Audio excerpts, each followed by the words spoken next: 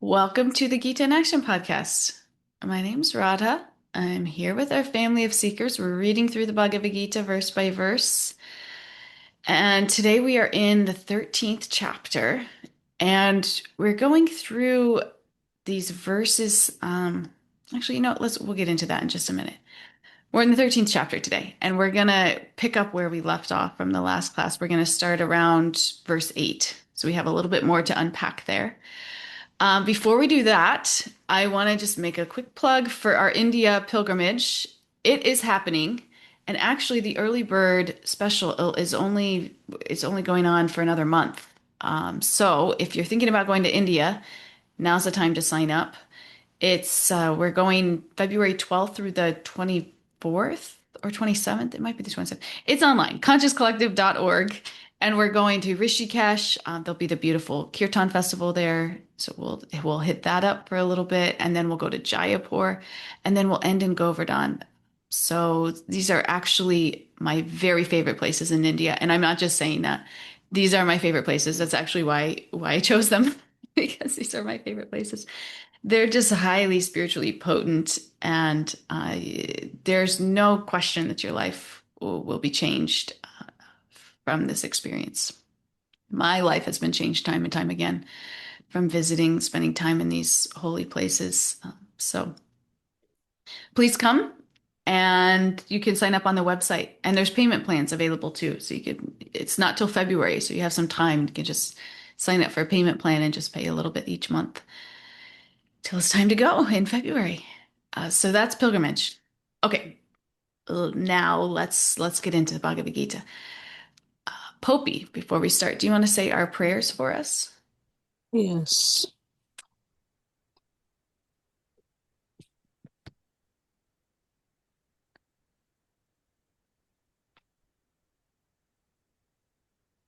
Om Ganatimirandhyasa Gyananjana Shalakaya Chakshurun Militam Yana Tasmai Shri Gurave Namaha Namam Vishnupadaya Krishna Prasthaya Bhutale Srimate Bhaktivedanta Swami Niti Namine Vanchakalpa Dhruvyascha kripa sindhuvyeva cha patitanam pavanveyo vaishnaveve namo namo. Jai Shri Krishna Chaitanya Prabhu Nityananda Shri Adaita Gadadara Shivasadi Gaur Bhakta Vrinda. Hare Krishna, Krishna Krishna, Hare Hare, Hare Rama, Hare Rama, Rama Rama, Hare Hare. Jai Hare Krishna. Hi. Thank you. So beautiful. Thank you, Popey. And we are picking up where we left off, like I said, chapter 13, text 8 through 12. And what we'll do today, last class we started with these verses, and it's a whole list. It's like 20 different qualities. And we're going through the different qualities. We won't double click on every single one of them, but we're going through many of them. And so today we're going to start at the same place and just pick up on the quality that we left off at, if that's okay. So we'll read the same verse whenever, let me just pull it up, whenever you're ready, Shraddhanjali.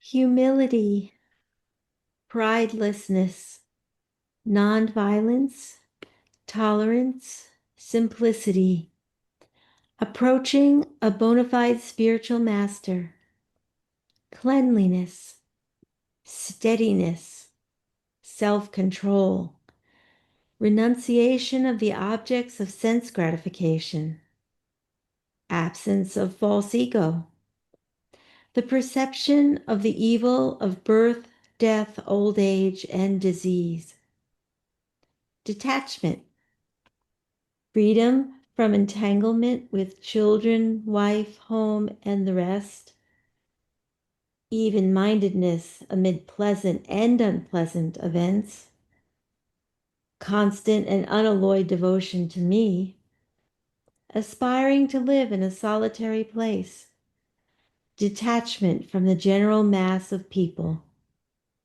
accepting the importance of self-realization, and philosophical search for the absolute truth. All these I declare to be knowledge, and besides this, whatever there may be is ignorance. Thank you. So just to reorientate us on what this list is. So if we remember in the first verse, Krishna asked, or not Krishna, Arjuna asked, what is knowledge? And so instead of giving him, just a list of information to memorize, Krishna gives him qualities to cultivate. So we just read all these qualities: humility, tolerance, compassion, because real knowledge is not simply about just how much we know, just storing information in our minds. It's about how deeply that knowledge transforms the way that we live. And so these qualities that he's listing, they're both the path and they're also the evidence that the path is working. They're the evidence of our spiritual growth. And when we practice them intentionally, our consciousness will become purified, and then the qualities will rise even more naturally. So that's the practice. So with that in mind, let's move to some of the other qualities that Krishna gives us, because in the last class we talked a lot about humility. We talked a lot about humility. And so there's a few qualities that we're going to talk about today. And like I said, we won't go over every single one of them in detail, but we'll hit on several of them. So the first one we'll talk about today is nonviolence. Nonviolence. This is one of the qualities in this list. And at first, when we hear nonviolence, we think of it just in physical terms. Like don't hurt people, don't hurt animals, don't be aggressive. And this is definitely part of nonviolence. But it's a beautiful thing in the purport to this text. Prabhupada, it really expands this definition of nonviolence. And he says that the greatest nonviolence isn't simply, or the greatest violence isn't just causing physical pain, but it's allowing someone to remain spiritually asleep when we have the opportunity to help them awaken. And that can sound a little bit funny at first, but imagine, somebody has a serious illness and you have the medicine that they need, and but like in that, if you have the secret medicine, you wouldn't keep it to yourself. You'd naturally want to share it with them because you care and you want to help them get better. So in the same way, this this knowledge is medicine for the soul. And having the spiritual knowledge, it's not about winning arguments or proving we're right or converting people. It's an act of compassion. It's an act of helping people to get better, helping people to remember who they actually are so that they can naturally live in alignment with these principles and qualities. Because that's what we all need here. That's why we're all here. We're all seeking that treatment. So real nonviolence means whatever we can do to support someone's spiritual recovery. It's just a broader definition than maybe what we're attuned to. And so the next quality that we'll go to is tolerance. Tolerance. This is an interesting one because people oftentimes misunderstand tolerance as just like putting up with anything, almost like passivity, just being passive. But this isn't really what Krishna's describing. Tolerance isn't weakness. It's actually quite the opposite. It's persistence. It's the ability to stay focused on what really matters, even when life becomes uncomfortable. And we can think about it like training for a marathon. Has anybody here ever done that? Anybody here ever trained for a marathon? I've done it actually a few times. In my younger years, I like to run marathons. But it's brutal. Your muscles hurt, you get tired, but you don't quit because you know there's something bigger that you're working towards. So this is tolerance. We don't allow every inconvenience or criticism or disappointment to pull us away from our relationship with Krishna. And I've seen some really beautiful examples of this the past week or so. I shared a little problem I was having at work with a particular coworker. And when I saw my boss get on the phone to clear up what was going on here, the way he did it, it was like, that person had their own emotions, their own definition of what was going on. But it was like it didn't pull him away. Sometimes if people mistreat us, or I saw also actually yesterday, I'm on this thread for these apartment buildings that are kind of in our spiritual family, and there's some people in them that are just like renting. We don't know them that well, but they were like communicating some problems they were having, and they were so nasty. Like just even the way they were talking, it was like just so. I almost like just got off the thread because I'm like, this is like drinking poison reading these messages. But then I saw, one of the devotees who's managing them respond to this person. And it was as if like they didn't just treat them like the scum of the earth. They just like they maintained their composure. It was actually such an example for me, right? Because I have a tendency to like, if somebody is nasty or like a certain way, I'll just like absorb that, and then I'll be completely knocked off. But in tolerance, we're steady.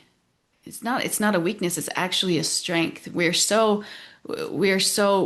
holding on so tightly to Krishna's feet, right? We're holding on so tightly to our relationship with God and what we know is right, that we're not swayed by everything going on around us. Criticisms, disappointments. We're steady. It's quite beautiful because life's not easy, but the goal is worth it. Our spiritual journey is worth it. And we have a strong conviction in that, we really can't be swayed. We can be nice to someone even if they're speaking nasty words to us. It doesn't throw us off. It's quite amazing. And then I saw how it just kind of de-escalated the whole situation. The person actually just stopped even messaging. It was just like, wow. So then the next one, truthfulness. Truthfulness isn't about just not lying. It's about being genuine. Prabhupada would say that a devotee isn't like unnecessarily political or diplomatic. So in other words, they're not wearing different masks depending on who's in front of them. We all know people like that, or maybe have been a person like that. But they're just honest and simple because they don't have any like alternative motive. They're not trying to manipulate people. They're just trying to serve God sincerely. And so in that, just the way that they live and they show up and they represent themselves, there's just a simplicity and honesty around them. Now I've gone over a few. I have a couple left, but before I do that, does anybody want to share anything about any of the qualities I've shared so far? Resonates? Krupa Maya. Hare Krishna. Hare Krishna, please share. I just want to briefly introduce you to Orlando. He's here visiting, and Hi, Orlando. and some of the things he said really resonated with me because he spoke about how we're not trying to convert people, and I just thought this flashed through my mind that I was at the doctor's office yesterday, and she was diagnosing some of my physical issues and recommending things I can take to overcome that. So I didn't think that she was trying to convert me. you know, I just accepted her. I had that faith that she was unbiased and she was just trying to help me out. So I like that thought that it's not about conversion; it's just trying to help others. And then we talked about tolerance. It just reminded me we discussed. I think about was maybe a month ago. We were on the 12th chapter, there's a similar list of qualities that Krishna gives of who is dear to me, and I appreciated that. One of the qualities Krishna says, he who's not disturbed by anyone, you know. So disturbance can come in different packages, you know. It can be, triggering anger. It can be, some type of attraction, But I like that thought of tolerance and connecting that to that verse that we're not disturbed by anyone. Yeah, really nice. Thank you. Thank you for sharing with us. And hello, Orlando. It's wonderful to have you. Welcome. Thank you. Where are you from, Orlando? I'm from West Virginia. Okay, great. I think I talked to you yesterday. Was he there when I talked to Well, that Seth was and that Cindy? was Cindy and Seth. They're also Okay. from West Virginia, same area almost. Okay, okay. Welcome. Popey, would you like to share with us, dear? Yes, I really like the point you made about tolerance, that we're not being tolerant to everything, uh, and that distinguish is very important. And I wanted to ask you if you can elaborate a little more on that, because sometimes, especially me, uh, I think when I newly entered, and even in my personal life, it's like tolerating even things that shouldn't be tolerated. Hmm. Uh, um, so if you can elaborate a little more on that, I think that was very important to understand. Yeah. Yeah. Thank you, Popey. Thank you. Yeah. So, true tolerance actually comes from our relationship with God because we're so anchored in this relationship and it's this relationship that is giving us strength and giving us perspective that, maybe this is not such a big deal. Maybe and when we're happily engaged in that relationship, a lot of things around us that we thought were maybe a big deal aren't so much of a big deal anymore.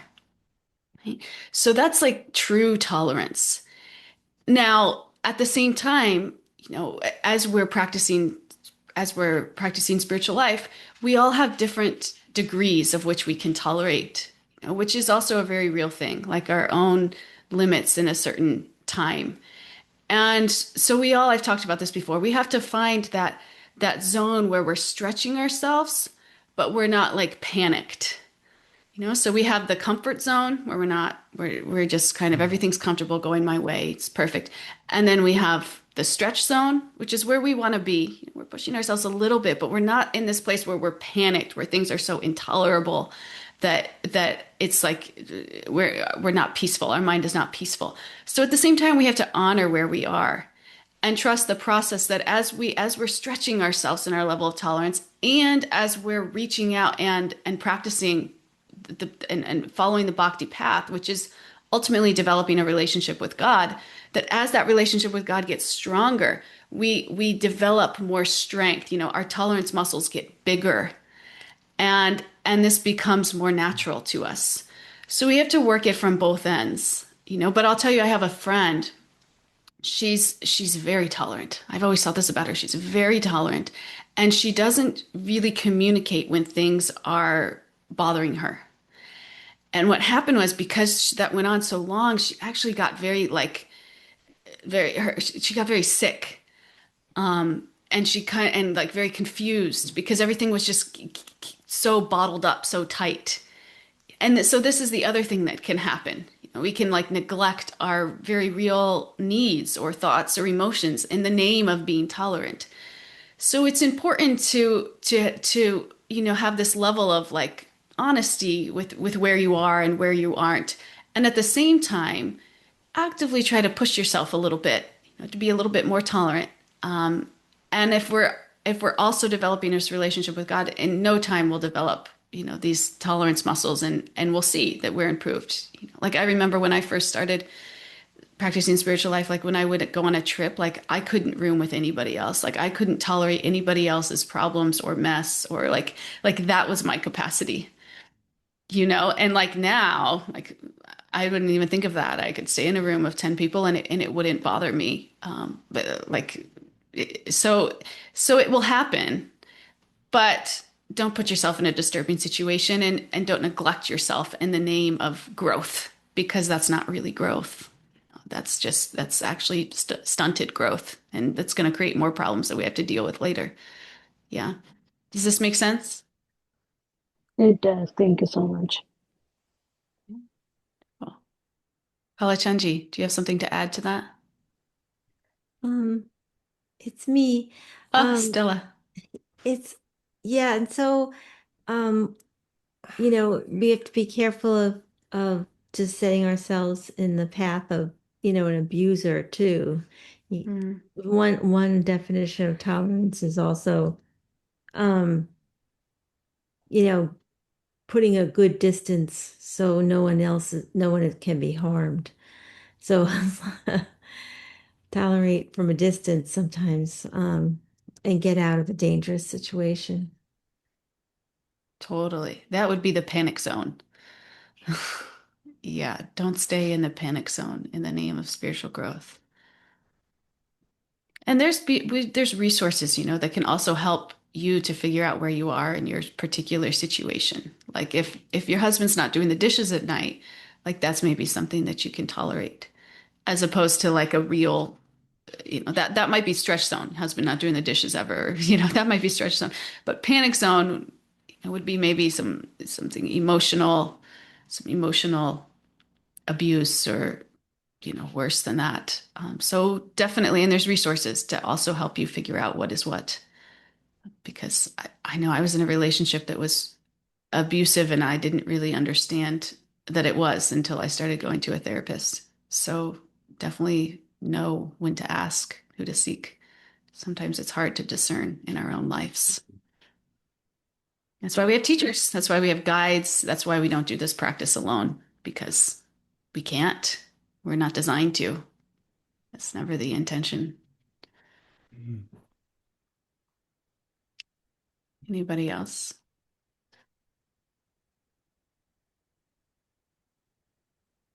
Really nice discussion. Thank you all. So then we'll go on to this next one. Let me see what Krishna's exact words are here. He says, the perception of the evil of birth, death, old age, and disease. The perception of the evil of birth, death, old age, and disease. And this one's interesting because he's telling us that part of knowledge is continually reflecting on these things, on birth, old age, disease, and death. And at first, this might sound a little pessimistic, especially in our culture. People, if you bring up death, people don't want to talk about it. People would want to rather actually ignore it, act like it doesn't happen, keep on living their lives, and then are like surprised when it does happen or when those around them it happens to. This is like how all of us operate. This is like our default modes, unless we choose to get out of it, which is and choosing to get out of it is understanding that hey, it's actually real, seeing it for what it is. It's like if you go to the doctor because you have stomach pain. Well, first off, it's good that you go to the doctor. Ignoring it would be just like suffering through it. But it's like you recognize something's off here. So you go to the doctor and all you see is the symptom. So the doctor orders all these tests, blood work, MRI, CT scan, whatever, to discover what the real problem is. And then they discover, the pain, the symptom wasn't actually the disease. That the symptom was pointing to something much deeper. And so Krishna's asking us to approach material life in the same way. So these things, birth, death, old age, disease, these are realities that everyone can see. And we don't want to act like they don't exist or ignore that they like stick our head in the sand like an ostrich until our final day comes. That's actually just bringing on more suffering and fear and anxiety. It's like, no, we want to actually see them for what they actually are so that we can address them. Just like going to the doctor, you don't ignore your symptoms. You see them for what they are, and you go and you try to seek some kind of help or guidance for how to get better. So that's where we are in our spiritual life too. There's another analogy I like that's a little bit more visual. You can think of this one too. You can think about it like an iceberg. Like only a small part is visible above the water. And the much larger part, even if there's just like a tiny little small iceberg above the water, there's a massive iceberg underneath of it. And so birth, death, old age, and disease, these are like the visible tip of the iceberg. It's just what we are seeing. They're just these painful reminders that something is fundamentally incomplete about material existence. And what we do, most of us, is spend our whole lives trying to make the tip of the iceberg a little bit more comfortable, like a little bit more successful, a little bit more secure, a little bit more enjoyable. But in this verse, Krishna's asking us, he's inviting us to contemplate a much deeper question. And that's not just simply like, why is there suffering? Why is there birth, death? Why are bad things happening? He's asking, why is there birth, death, old age, disease at all? Let's contemplate that. So let's not just look at the symptoms, but let's look beneath them. Why are these things even existing? Birth, death, old age, and disease. What are they leading us to? What's the deeper problem?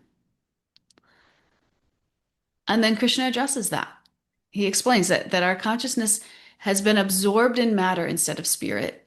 And because of that, we've forgotten who we are. We've forgotten our eternal relationship with God. And when our consciousness is absorbed in these temporary things, naturally we become more anxious, we become more fearful, we become more attached, we suffer more. So we have to recognize this deeper problem. And when we recognize that, it changes the kind of solution that we're searching for. Instead of searching for a slightly better material situation, we began searching for lasting spiritual freedom. It's like instead of treating the symptoms, becomes like whack-a-mole, treating symptoms, we're actually addressing the root of the issue. And that is that we've forgotten who we actually are, and we're not connected with who we actually are, and we're not living from that place. We're just busy treating all the symptoms, not understanding that the real problem is actually growing more and more. The real disease is getting worse and worse the more that we treat the so-called symptoms without addressing the root. Does this make sense? Does this make sense? So this is why we contemplate on these things. It's not because we're pessimistic or negative or, weird. It's because these are realities of life and they're realities of our material experience, and they're meant to point us to something deeper. And you can ignore it. You can say, I'm going to choose to ignore that, but it won't ignore you. It will come. And if to the degree that we can actually, see the symptom now, we can keep it from, or address the symptom now, we can keep the disease from manifesting out of control and us suffering even more. Because that's what will happen, So it's one way or the other. Unfortunately, that's the reality of material existence. But Krishna has a solution. This doesn't mean for us to get depressed. It just means for us to develop a broader vision. Like, yes, there's different degrees of happiness and suffering in the world. Some lives are easier than others, some situations more painful than others. And there's nothing wrong with trying to relieve some suffering. We do that at the doctor too. We relieve some pain from the symptoms. And we should want to do that for other people too. We don't want others to suffer, even if it's on a surface level. Let's manage the symptoms. But at the same time, don't become so obsessed in managing the symptoms that we forget to cure the actual disease. The real solution isn't just creating a more comfortable material existence. It's reawakening our forgotten relationship with God. Because that's the only place where birth, death, old age, and disease no longer have the final word. When we're living from a place of which is eternal, our soul, we know we can't die. Our soul doesn't die. It's eternal. The fact that our soul's eternal is like we know that we're eternal. And so therefore, all these temporary things in the world give us anxiety. Of course they do, because it's not who we actually are. So we're meant to learn this. That's what we're doing here. And that brings us to the last quality we're going to talk about today. But before we move to that, is there anything around that that anyone would like to share?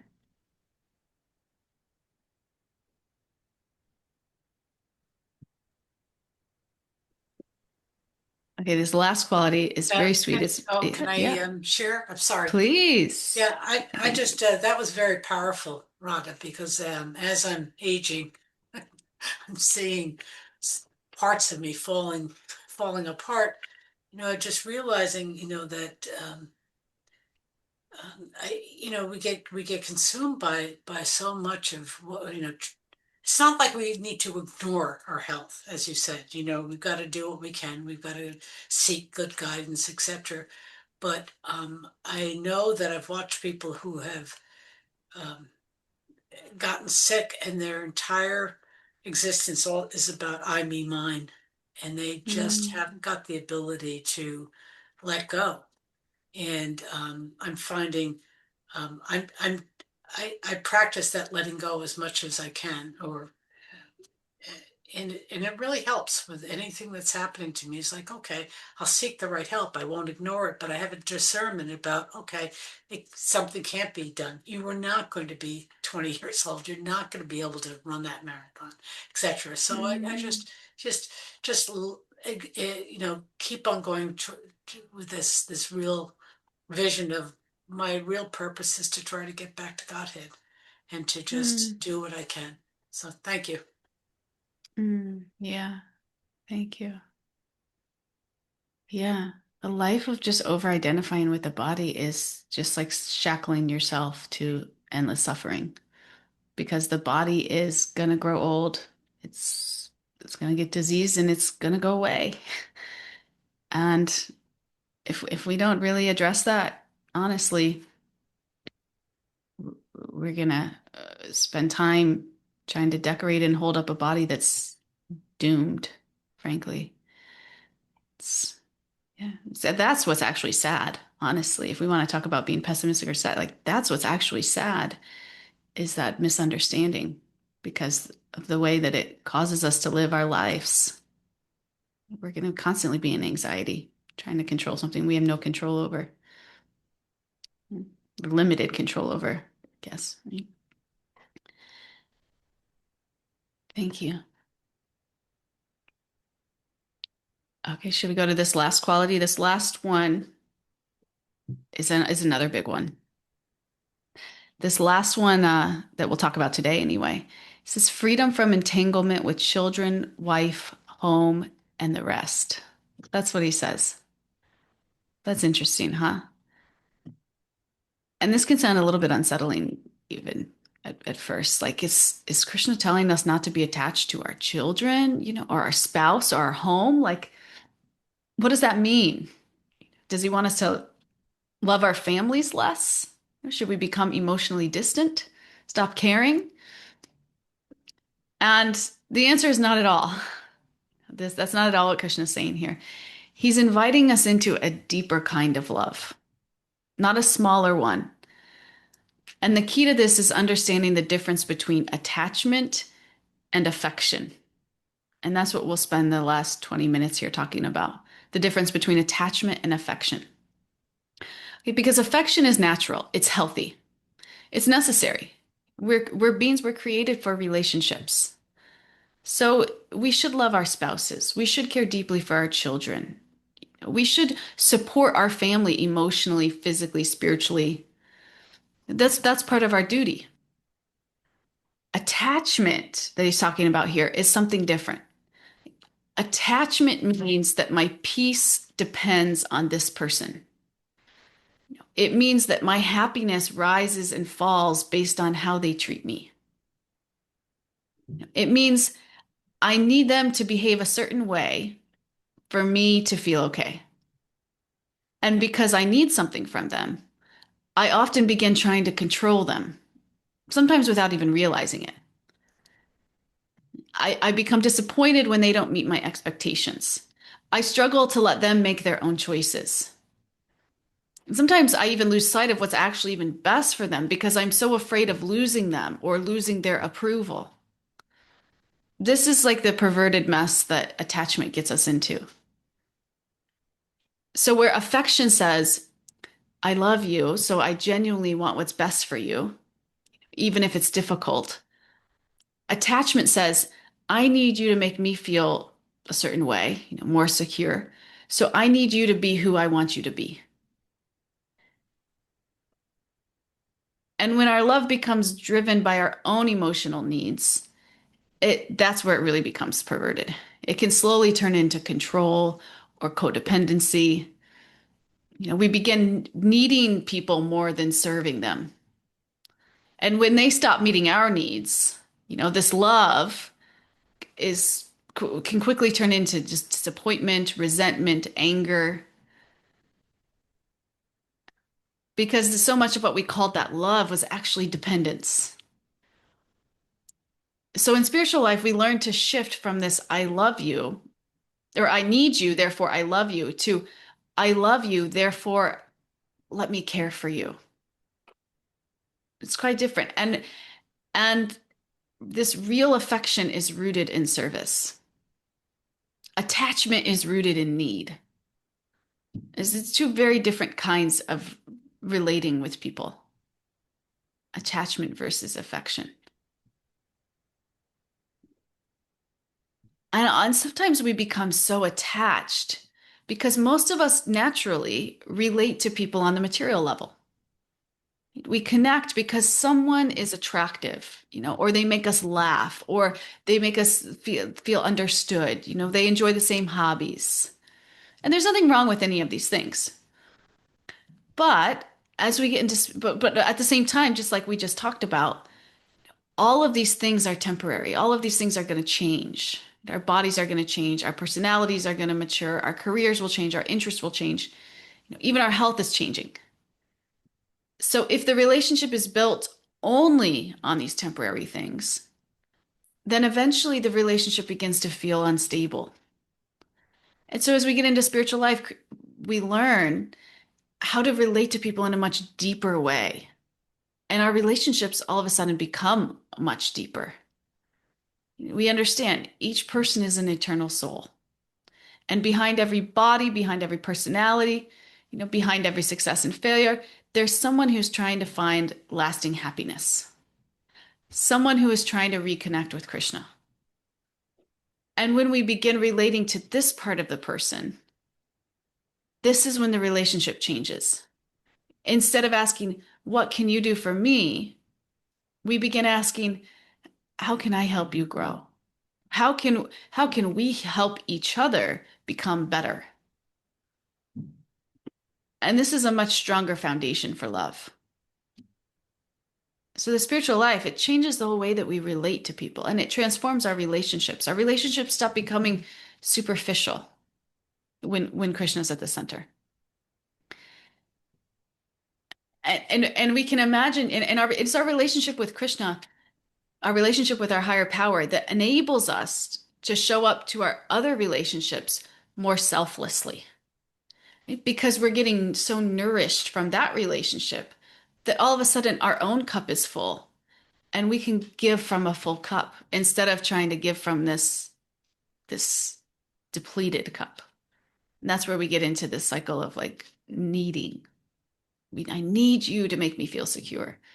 And it becomes a very perverted kind of relationship. So if we imagine a triangle, one point is you, one point is another person. Actually, let's do it. 1 point's you, 1 point's another person, and then we'll put Krishna at the top. Okay, so this relationship with Krishna gives us this inner stability. And it's this inner stability, again, that allows us to have a healthy relationship with everybody else. Because if our identity purely depends on our relationships with other people, our spouse, our children, our parents, then every disagreement just feels completely devastating. We just completely fall off. Every criticism is going to feel personal. Every disappointment is going to totally shake me. But when this relationship, when our vertical relationship is strong, our relationship with Krishna is very strong, and this is where we get our sense of security from. This is the identity that we're really connected to. I can still love deeply, I can still grieve, I can still celebrate, but I'm not going to fall apart every time someone doesn't meet my expectations on this horizontal realm, because my peace isn't resting on them anymore. I'm so connected vertically that these horizontal relationships aren't just constantly knocking me up and down. And in that way, I can actually show up for them in a real and selfless way. I can actually give from a full cup. I'm not looking to them to fill my cup. And then what happens when we start giving from a full cup? The relationships actually become much more healthy and reciprocal and much more fulfilling on their own right. And this is what, ironically, allows us to love much more freely.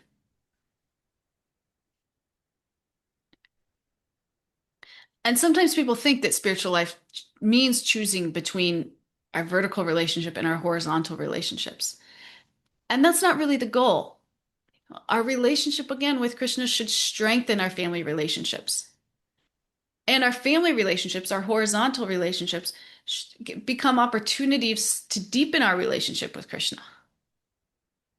The more we grow spiritually, the more patient we become, the more compassionate, the more humble, the more forgiving, all of these qualities that we're talking about. So, in other words, spiritual life should make us better spouses, children, friends, not worse ones. This is the proper orientation of things. This is the orientation of things that will set you up for success in your relationships and your peace of mind, and even your destination for the next life. And some people will say, okay, well, what if my horizontal relationships, what if they don't share my beliefs? Again, what if my spouse isn't interested in spiritual life? What if my family doesn't understand my practice? And the answer here is not to withdraw from them. It's to become an even better example of what spiritual life actually is, which is a life lived in humility, patience, kindness, tolerance, sensitivity. This is a spiritual life.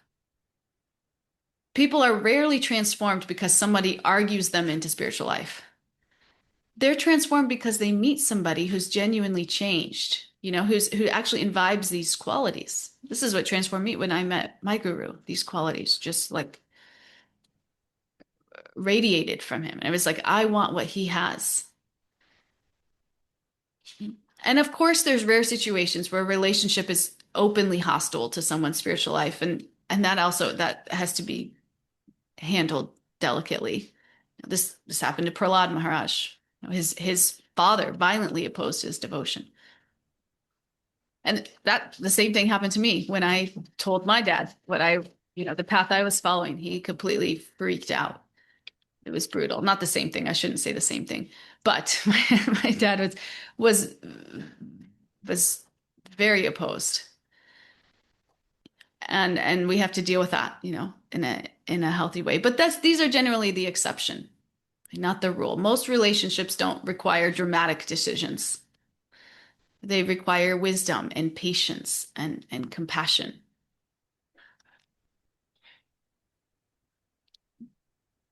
So the last thing I'll say around this before I want to open it up for some discussion is ultimately this detachment. It doesn't mean irresponsibility. Some people hear that word and they think it means stepping away from responsibility, but Krishna never teaches that. Detachment, it doesn't mean neglect. It means freedom from unhealthy dependence. It means trading our expectations for appreciations. And there's a story from Prabhupada that I'd like to share. In the early days that the movement was being formed, there was such a strong emphasis on book distribution that some mothers were encouraged to, step into that service instead of caring for their children. And somebody wrote to Prabhupada about it. And he corrected immediately. He reminded everyone that children are gifts from God and that they should be cared for with love and responsibility. And at the same time, he didn't want anyone to feel that their only service was inside the home. You know, there needed to be a balance. So this same principle applies to us. Spiritual life, it's not about abandoning our responsibilities. It's about performing them with the right consciousness. So the takeaway for us here, this is where we'll conclude with this last quality, is when Krishna tells us to give up attachment to family life, he's not asking us to become cold. He's asking us to become free. Free from making another person responsible for our happiness. Free from trying to control the people that we love. Free from confusing love with dependence. Again, because the healthiest relationships aren't built on, I need you. They're built on, I care for you. And when our relationship with Krishna, when our vertical relationship becomes the foundation of our life, this happens beautifully. We stop trying to possess the people that we love. And instead, we begin serving them, encouraging them, supporting them, helping them grow. This is the kind of love that Krishna wants for us all. Not a love that clings, but a love that liberates and inspires and uplifts.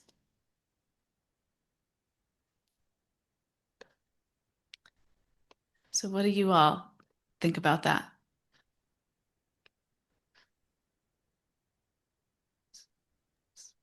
Katie G, please share with us. Hi, Krishna. I love the conversation about attachment and affection, and how, being less attached doesn't mean we're showing up less, or we're less loving, or less like fully engaged and performing is a weird word, but involved in that love. And it gave me a little memory of my grandma's funeral. And we were very close, and like best friends really. And I at one point I was going to do the next reading or section, so I was already seated up on the altar, and I was just like, like really crying, like freely, like full on crying. And whoever was kind of organizing, like, you're next, was sort of like, oh God, oh no, can you do this thing? And I was like, yeah. And because then it was time to stop doing that and share the section I was going to read. And I think she kind of was like surprised, that we can be so emotionally involved, and then also be ready to be a little more unattached, but that affection is still so big and so strong.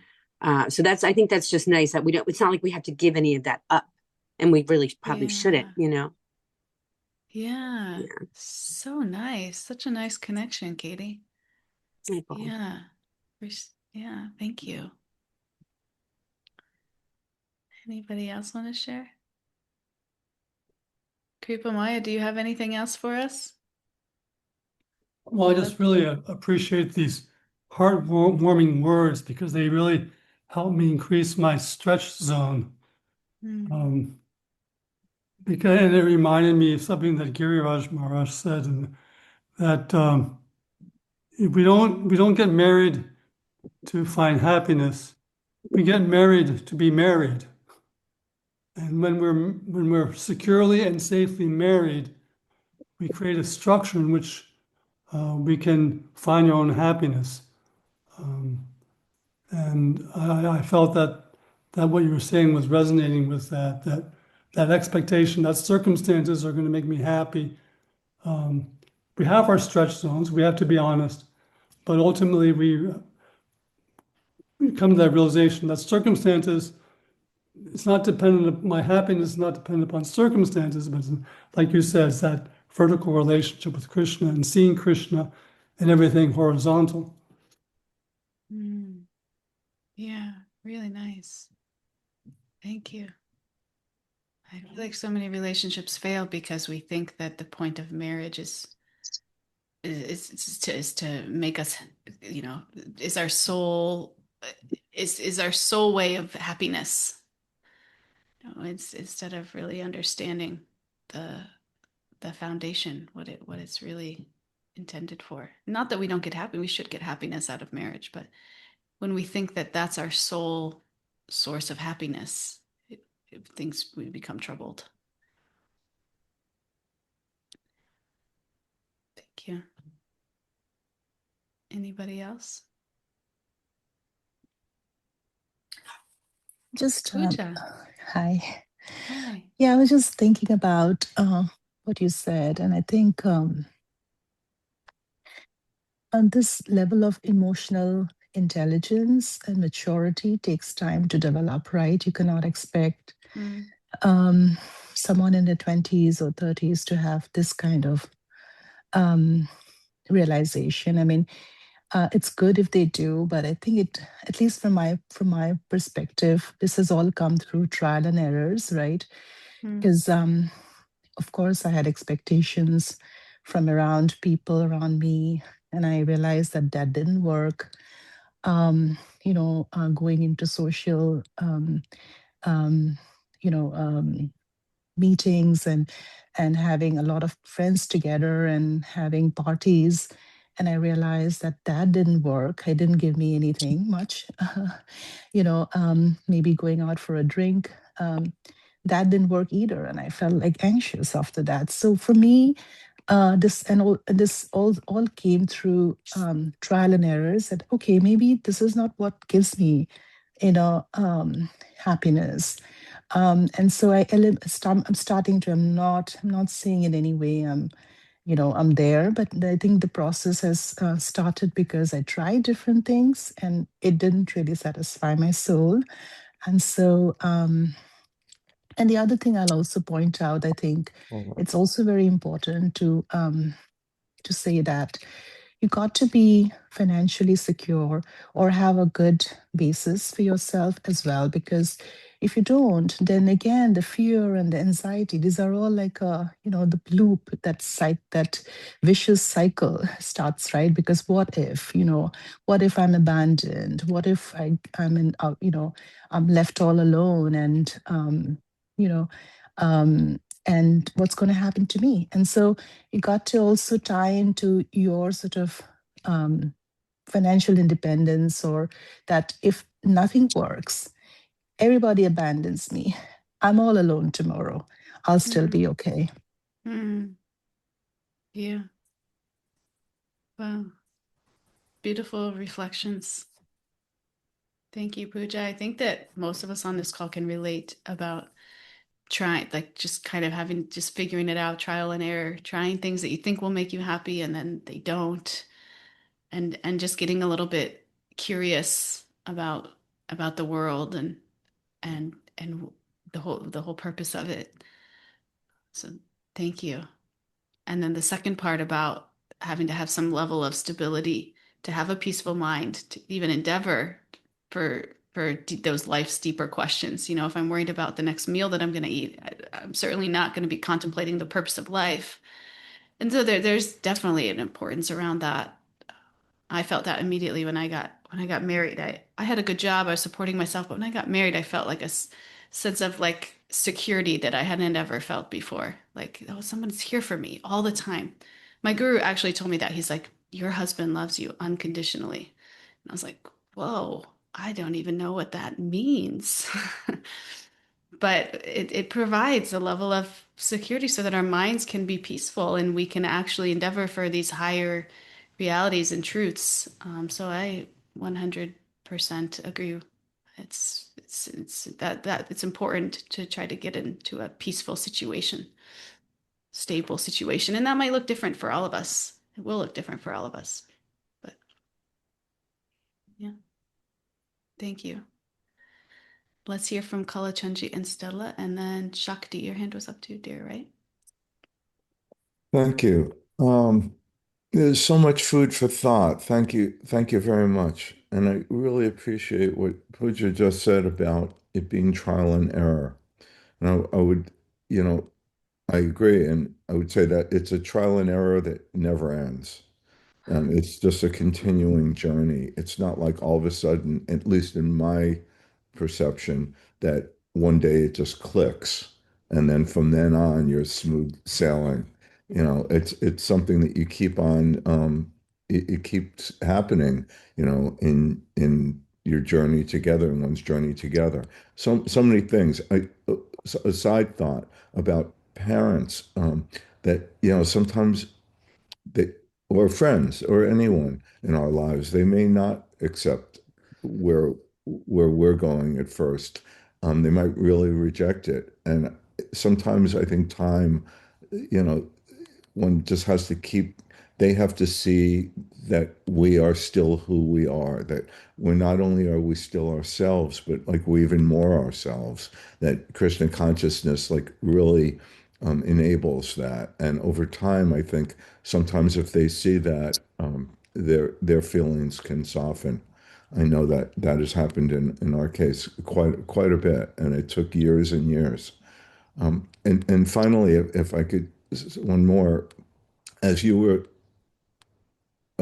Radha, going through that list of attachments and from attachment to affection, that also all of this led to a lot of self-reflection. And so every time you said something, I'm like, well, do I do that? Do I do this? Um, and one that you mentioned in attachment, I feel like my happiness is very dependent on my wife's happiness. There's no way I just can't be happy if she's not happy. And I'm not sure what to do with that. And I'm not sure it'll ever change. It could be just that, I mean, that's how you really serve someone else because you're trying to make them comfortable and happy. I mean, love is service. So, I mean, if you really serve somebody, you are, you do really care whether they're happy. I Yeah. mean, that's like your motivation to serve, right? You want, because you love them. Yeah. And Yeah. also, what Kripamaya pointed out from Giriraj Swami, he just spoke that the other day. Oh, And the other two things he said at the end of his talk were that the basic the key to loving relationships is which was give more than you get and to keep Krishna at the center. And if those two things are happening, it will be okay. So I'm sorry, that was a lot, but thank you. No, that was beautiful. yeah, And I yeah. just love your guys' love. And that's an example of, a healthy relationship when you give your heart to somebody who also has God at the center of your life, it actually will bring you higher. And I think the problem is a lot of us give our hearts to people that don't quite have that level of maturity, and it brings us lower. But yeah, service when the relationship is centered on Krishna, it's perfect Yeah, it's by material connecting. standards. I mean, we connect through our bodies just in terms of, close kinship or, the whole marriage thing, but it's actually if you should get married, like on a soul level, not a body level, like to serve each other's, growth of the soul rather than loving just, the bodily stuff. Mhm. And one doesn't lose oneself in that process. I feel like I'm No, more myself than ever. it's true. Yeah. Hmm. You're free to be yourself because Thank you you. love Sweet. unconditionally. So there's no condition. So you can be yourself. Yeah, Thank you it's very very much for sweet. class. It's beautiful. Yeah. Thank you. Thank you for sharing. And Shakti and George, do you want to take us home here?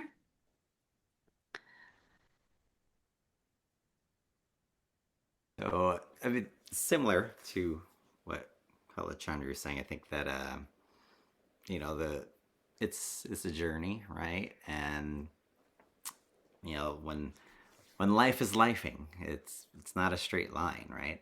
it's this, all right? Life is like that's cool, like how it zoomed. It did to zoom in on Right? Shakti. That's so weird. Where'd I go? Where am I? That's Oh, there I funny. am. Wait, where am I? Okay, There you are. There you are. No, I just think like today, like the conversations today and the what people are sharing, it's relationships are not easy, right? Life comes with its own challenges, and I think as we go through the ups and downs together, and I think at the root of it all, if you're supportive of each other and each other's journey, and realizing that yes, we all are on our own journeys, and we're on those journeys together. However, each one of us as individuals, we've got our own personal journeys as well. But it is, I think it comes, the root of it all is the support. When you support each other unconditionally, and I think that's a key thing there, right? Beautiful. Thank you. Coming from another very, very supportive husband. Thank you. Well, thank you all for coming and for spending your Thursday morning with us. And we'll meet again on Monday and continue making our way through this list. Being transformed together, uplifted together. Because we need each other. We need each other in this journey. So thank you. Thanks for being a part of it. And I'll see you all on Monday. Thank you. Thank Hare you. Krishna. Thank you.